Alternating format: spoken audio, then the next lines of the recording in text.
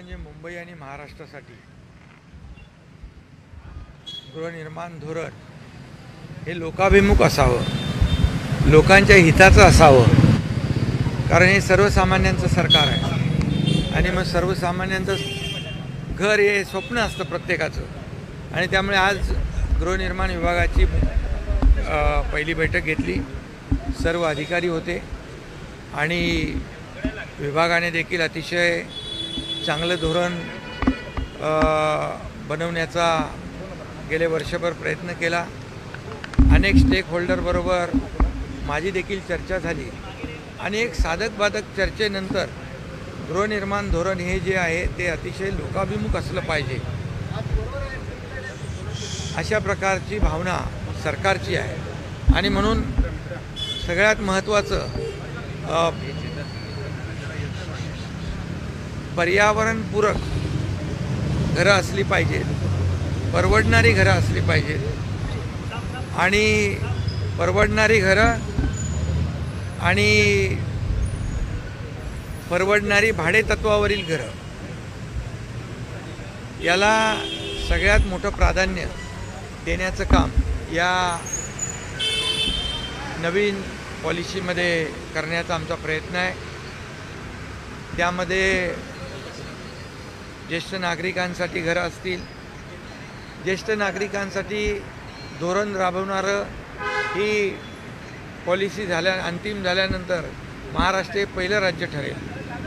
त्याचबरोबर working women आहेत, काम करणाऱ्या आमच्या भगिनी आहेत, त्याचबरोबर विद्यार्थी आहेत, त्यांच्यासाठी हॉस्टेल, गिरणी कामगारांसाठी घरं, पोलिसांसाठी घरं आणि या सर्व समावेशक अशा प्रकारचं धोरण या सर्वसामान्य माणसांसाठी असलं पाहिजे अशा प्रकारचं धोरण शासनाचं आहे.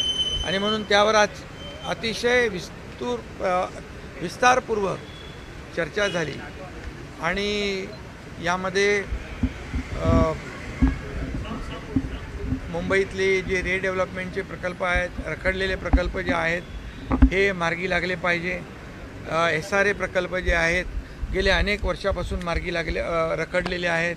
काही डेव्हलपर प्रकल्प घेऊन सोडून गेलेले आहेत आणि मग अशा पद्धतीने जे SRAचे प्रकल्प असतील, म्हाडाचे प्रकल्प असतील हे याला चालना दिली पाहिजे. यासाठी मग आमच्या ज्या एजन्सी आहेत, SRA आहे, म्हाडा आहे, MMRD आहे, सिडको आहे, BMC आहे, MIDC आहे, अशा सर्व महाप्रीत आहे, अशा सर्व एजन्सी एकत्र येऊन खऱ्या अर्थाने हे जे रखडलेले प्रकल्प जे आहेत ते हाती घेतील आणि जवळपास या पहिल्या टप्प्यामध्ये 5 लाख घरं तयार झाली पाहिजेत अशा प्रकारचं देखील एक सर्वकष धोरण या ठिकाणी तयार करण्याचा प्रयत्न विभागाने केला आहे. अनेक सूचना यामध्ये आलेल्या आहेत आणि मोठ्या प्रमाणावर एकत्रित समूह विकास, कारण मोठ्या प्रमाणात असलेल्या धोकादायक इमारती किंबहुना मोठ्या प्रमाणावर असलेले झोपडपट्टीचे विभाग यामधले काही भाग फक्त डेव्हलप करायचा आणि व्हर्टिकल स्लम प्रमाणे त्याचा विकास करायचा असं जर केलं तर ते लोकांना फायद्याचं ठरणार नाही. आणि म्हणून याच्यामध्ये नवीन शहरं कशी आकाराला येतील यासाठी मोठ्या प्रमाणावर क्लस्टर राबवण्याचं देखील आम्ही त्या धोरणामध्ये आहे. कारण ठाण्यामध्ये देखील आज ठाणे कॉर्पोरेशन, सिडको, त्या ठिकाणी महाप्रीत, मुंबईमध्ये देखील रमाबाई आंबेडकर नगर जे आहे 17,500 घरांचं स्लम आहे तो देखील SRA आणि MMRD राबवते. त्यामुळे हे रखडलेले प्रकल्प मार्गी लावण्यासाठी एक सर्वकष धोरण असण्याची आवश्यकता आहे. आणि आमच्या सरकारचं धोरण आहे की मुंबईतला मुंबईकर जो मुंबई बाहेर फेकला गेलेला आहे तो पुन्हा मुंबईमध्ये आणण्यासाठी अशा प्रकारच्या रखडलेल्या प्रकल्पांना चालना देण्याची आवश्यकता आहे. आणि म्हणून महायुती सरकारच्या वेळेस देखील काळामध्ये आम्ही पाहिलं की त्यावेळेस देखील अनेक असे प्रकल्प आमच्या समोर आले, परंतु शेवटी क्लस्टरमध्ये एकत्र समूह विकास जर झाला, एकत्रित विकास तर त्या ठिकाणी अम्युनिटी चांगल्या मिळतील, त्या ठिकाणी मोठे रस्ते मिळतील, त्या ठिकाणी उद्यानं होतील, त्या ठिकाणी मोकळ्या जागा, खेळाची मैदानं होतील, हॉस्पिटल होतील. अशा प्रकारच्या सर्व सोयीसुविधा त्या ठिकाणी देता येतील. आणि शेवटी जो महाराष्ट्रातला, मुंबईतला जो नागरिक आहे त्याला या सर्व सुविधा ज्या आहेत, या SRA असेल, गृहनिर्माण विभाग असेल, यातून सुलभपणे घेता याव्यात किंवा सुलभपणे त्या सेवा मिळाव्यात, यासाठी ऑनलाईन पद्धत असेल, ॲपचा वापर असेल मोठ्या प्रमाणावर, आणि नवीन नवीन ज्या अत्याधुनिक टेक्नॉलॉजी ज्या आहेत त्याचा वापर देखील या ठिकाणी करण्याचा प्रयत्न आम्ही करतो आहे. मला समाधान आहे की गृहनिर्माण विभाग हा अतिशय लोकांच्या जिव्हाळ्याचा विभाग आहे आणि गृहनिर्माण आणि नगरविकास हे एकमेकाला पूरक आहेत. आणि म्हणून मी जसं म्हणालो की पर्यावरणपूरक परवडणारी घरं, पर्यावरणपूरक भाडेतत्वावरील घरं मिळावी, तसंच एकमेकाला हे दोन्ही विभाग पूरक आहेत. आणि म्हणून एक साधक बाधक चर्चा झाली यावर. एक जे आपण धोरण करतो आहे ते माननीय मुख्यमंत्री महोदयांच्या समोर त्याचा देखील सादरीकरण होईल आणि त्यानंतर हे अंतिम होईल आणि मग त्याचा फायदा लोकांना होईल. आणि खऱ्या अर्थाने जे गेल्या अनेक वर्षापासून झोपडपट्ट्यांमध्ये लोक राहत आहेत, किंवा काही लोक जे डेव्हलपरने प्रकल्प अर्धवट सोडल्यामुळे अगदी वसई, विरार, नालासोपाऱ्यापर्यंत गेलेत, इकडे कल्याण, बदलापूर, अंबरनाथ, वांगणीपर्यंत गेलेत, हे सगळे मुंबईकर जे आहेत या आमच्या सर्व प्रकल्पांमुळे किंबहुना एकत्रित या क्लस्टर डेव्हलपमेंटमुळे पुन्हा मुंबईत येतील.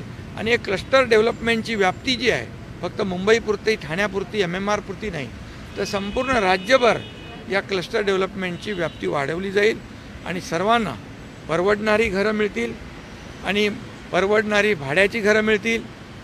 आणि त्यामुळे मग मोठ्या प्रमाणावर जो काही ज्याला घरं परवडत नाहीत, विकत घेणं आणि भाड्याने घेणं हा मुंबईच्या बाहेर जातो, MMRच्या बाहेर जातो, तो इथे थांबेल. आणि त्याचबरोबर MIDCच्या आजूबाजूला देखील परवडणारी घरं बांधण्याचा देखील आमचा उद्देश आहे. आणि त्यामुळे देखील जवळच म्हणजे वॉक टू वर्क ही जी आदरणीय प्रधानमंत्री मोदीजींची संकल्पना आहे, जसं आपण इथं TOD करतो आहे तसंच हे वॉक टू वर्क जे आहे हे म्हणजे जिथे उद्योग आहेत तिथे घरं असतील. आणि म्हणून त्याचाही फायदा या ठिकाणी लोकांना होईल. गिरणी कामगारांना आतापर्यंत घरं मिळाली नाही, अनेक लोकांनी निर्णय घेतले परंतु त्यांना घरं मिळाली. त्यांना देखील 1 लाख घरं देण्याचा आम्ही या ठिकाणी आमच्या पॉलिसीमध्ये त्याचा अंतर्भाव केलेला आहे.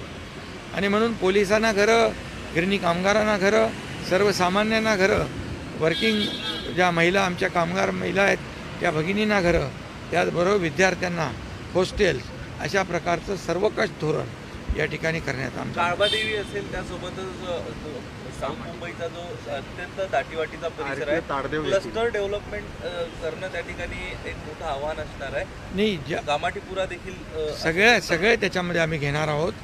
त्या प्रकल्पांची मी नावं काही सांगत नाही, परंतु जे प्रकल्प रखडलेले आहेत आणि दाटीवाटीच्या क्षेत्रामध्ये आहेत, दाटीवाटीच्या क्षेत्रात लोक राहत आहेत, त्यांना देखील मोकळा श्वास घेता आला पाहिजे, त्यांचं जीवनमान उंचावलं पाहिजे, यासाठी देखील आम्ही प्रयत्न करणार आहोत.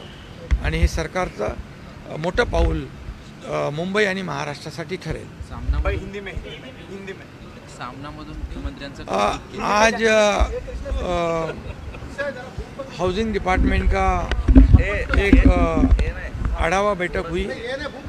इसमें SRA है, माड़ा है, इसके बारे में बहुत ही चर्चा हुई.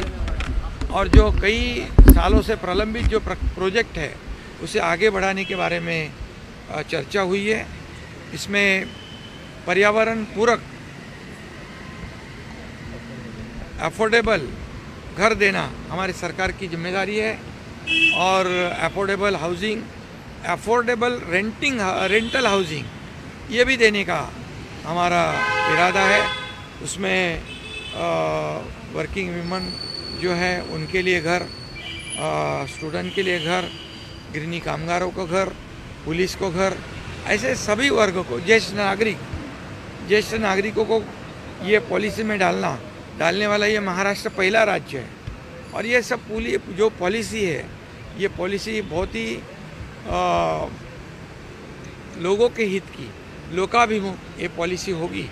और इसमें हर साल ये हमारी जो एजेंसी है, बाकी SR है, म्हाडा है, BMC है, MMRD है, सिडको है, MSRDC है, महाप्रीत है, ये सभी लोग इकट्ठा हो गए और जो प्रलंबित प्रोजेक्ट है उसको टेक ओवर करेंगे, आगे बढ़ाएंगे। जैसे ठाणा में क्लस्टर डेवलपमेंट का काम चालू हुआ है, क्लस्टर में कई जो प्रलंबित प्रोजेक्ट है SRA के है, जो धोखादायक बिल्डिंग है उनको हम लेंगे। और यह क्लस्टर की व्याप्ति जो है ये मुंबई नहीं, महाराष्ट्र में बढ़ाने की कोशिश हम करेंगे। और गृहिणी कामगार जो है उनको भी कई सालों से जो प्रलंबित है उनको घर देने का भी इरादा हमारा है। और ये पूरी पॉलिसी जो है ये फाइनल करके, ये फाइनल प्रेजेंटेशन जो है हमारे माननीय मुख्यमंत्री जी के सामने पेश किया जाएगा और इसमें बाद में इसको अंतिम किया जाएगा। हमारा इरादा इतना ही है, ये जो हाउसिंग डिपार्टमेंट और नगर विकास है एक दूसरे के पूरक है और इसलिए पॉलिसी बनाने में हमें कोई दिक्कत नहीं होगी। और निश्चित रूप से ये सभी जो मुंबई वासी है, जो अलग अलग शहरों में गए हैं, मूल मुंबई कर उसे फिर मुंबई में लाने के लिए ये पॉलिसी बहुत ही कामयाब होगी। और निश्चित रूप से हमारी सरकार लोकाभिमुख है, आम आदमी की सरकार है, सर्वसामान्य मानुष की सरकार है। इसलिए घर ये सभी लोगों का सपना होता है और हर एक को घर देना आदरणीय प्रधानमंत्री जी का सपना है। निश्चित रूप से ये हम पूरा करेंगे। सर, आज बैठकीदरम्यान देखील जेव्हा बैठक सुरू होती तेव्हा इंग्लिशमध्ये स्लाईड आल्या, जेव्हा इंग्लिशमध्ये आली तेव्हा तुम्ही देखील मराठी भाषेचा उल्लेख केला, काय नक्की घडलं जरा एकदा सांगता का? अरे बाबा, ते इंग्रजीमध्ये पण प्रेझेंटेशन मराठीत पण होतं, ते सुरुवातीला त्यांनी केलं, ते इंग्रजी मग मराठीत केलं, पण आता मराठी भाषेला अभिजात भाषेचा दर्जा मिळालेला आहे। त्यामुळे सर्व कारभार जो आहे आमचा, आम्ही मराठी भाषेचा सन्मान करूनच करतो। तर सामनामध्ये मुख्यमंत्र्यांचं कौतुक करण्यात आलं आहे, ज्या पद्धतीने गडचिरोलीमध्ये नक्षलवाद कमी करण्यात येते त्या संदर्भात कौतुक करण्यात येते, तुमच्यावरती मात्र टीका होती। हे तर आम्ही आधी सांगत होतो, देवेंद्रजींचं चांगलं काम आहे, आता उशिरा आलेली उपरती आहे आणि हेच आता कौतुक करणारे कौतुक तर केलंच पाहिजे, कारण त्यांचं काम 5 वर्ष त्यांनी मुख्यमंत्री म्हणून काम केलं आहे, 2.5 वर्ष आम्ही एकत्र टीम म्हणून काम केलं आहे। परंतु हे लोकच ज्यांना फडतूस म्हणत होते, हे लोकच ज्यांना तू रहेगा नाही तर मैं रहेगा इतक्या टोकाची भूमिका घेऊन जीवावर उठलेले लोक आणि अटकेची कारस्थान करणारे लोक आज चांगलं बोलत आहेत। हा एक चांगला बदल आहे आणि चांगली उपरती झालेली आहे। भले उशिरा सुचलेलं शान पण आहे, परंतु देव त्यांना सुबुद्धी देव अशीच माझी। पण असं कुठं वाटतं का की ठाकरे कुठेतरी जवळ साधण्याचा प्रयत्न करतात? Thank you sir.